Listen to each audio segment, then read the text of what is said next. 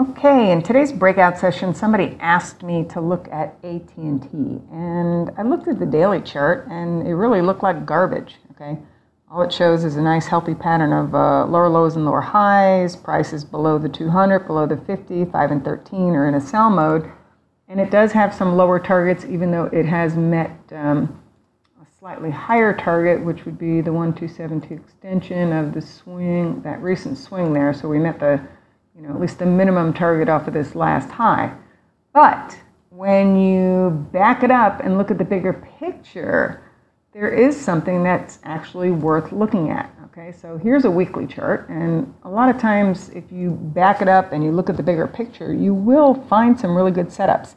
Now, this is not going to be a trend setup by any means, but this is where you find more information. If you have all of this back data, what you can do is you can measure some of these, prior larger swings, and then compare them to, a current decline, for example. And also, you can run the retracements of some of these much larger swings and some extensions of these lows to highs. And then, of course, you have the other most recent lows to highs.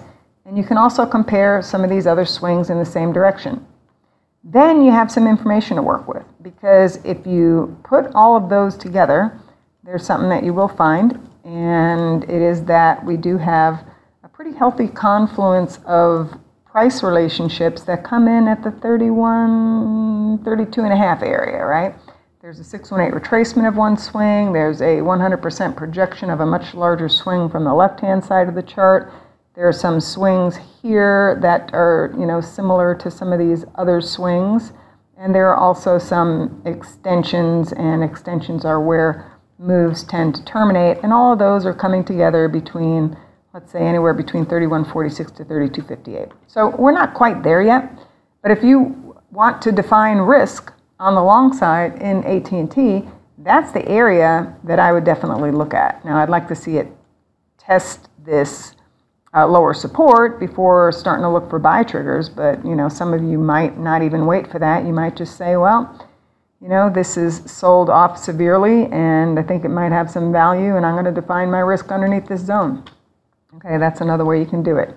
Anyway, so that's what I'm seeing in the bigger picture in AT&T. Honestly, don't know whether it will hold that support or not, but I know that it's definitely worth looking at and watching for a signal that would suggest that it's worth placing a bet against the zone.